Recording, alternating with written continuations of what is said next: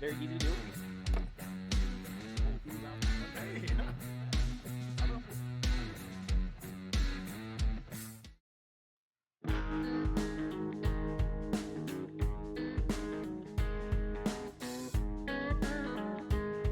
Hi everyone, my name is Dalton Wilson from West Central Equipment Precision Farming.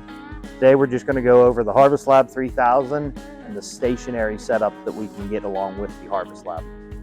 So we have our Harvest Lab 3000 here. Usually this is found on the spout of a self-propelled forage harvester. It can also be used on a combine and manure applications. And then the fourth use for it is the tabletop. So with the tabletop or the stationary version of the Harvest Lab, you get the actual rotating bed, the glass bowl, which where you put your actual crop sample, and then this press plate that goes on top of the crop sample when you're running your test. This is used for monitoring silage. If you want to run it daily, every couple days from a bunk or a silo, you can keep track of your dry matter, your moisture, how much it rains affects how much moisture. Just feed quality on those days that the nutritionist isn't there to actually take a sample. So today we're just going to run through a couple samples. I have 2 separate samples out of 2 separate bunks from the farm. All you really need to do this is power your actual tabletop components. It comes with an Ethernet cable which plugs into a computer. It doesn't need a special application. It just runs through any web browser. You do not need internet.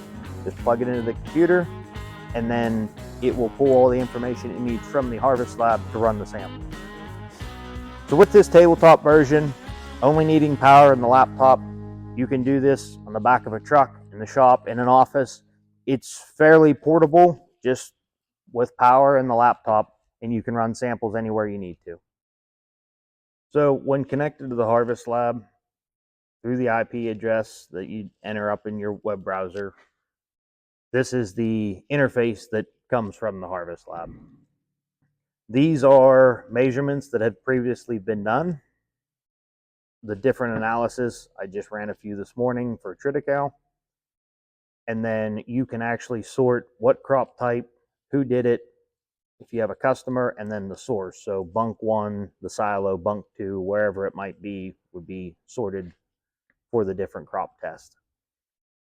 Under settings, there are a ton of different things that you can actually go in and customize, from who you are, the customer, the user, different measurement profiles, which you can go through with your nutritionist. But the big one is passes per measurement.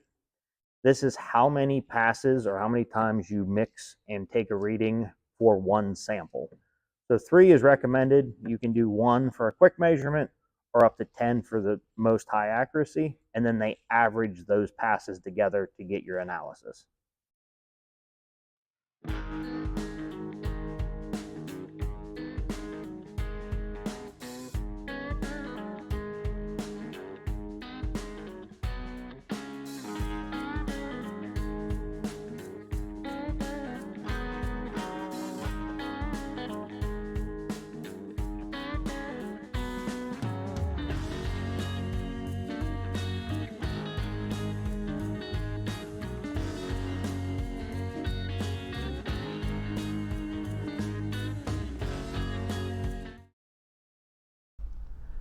So after we run all 3 samples, we get each sample's readings, and then it gives you the average. As I said before, if you were going to run more accurate, you'd have 10 of these, or just a quick sample, you'd only have the 1, but it will average them all out. And you can hit complete analysis. It will give you your readings for that sample with the averages. You select your customer. We're just going to do a demo, and then select source. This just helps keep the different crops a little bit more identifiable in where they're from. Hit save, and then it saves that report into your measurements. Are we ready? So that's just a quick overview of the tabletop version of the Harvest Lab 3000. If you already have the sensor on a harvester, this is a very good use for it. That way you can get your money's worth out of the Harvest Lab 3000 throughout the year, and not just the couple times a year you're running your harvester. If you have any additional questions about the Harvest Lab or the tabletop or any of the other use cases for the Harvest Lab, please contact West Central Equipment Precision Farming Department. The link will be in the description. Thanks for watching.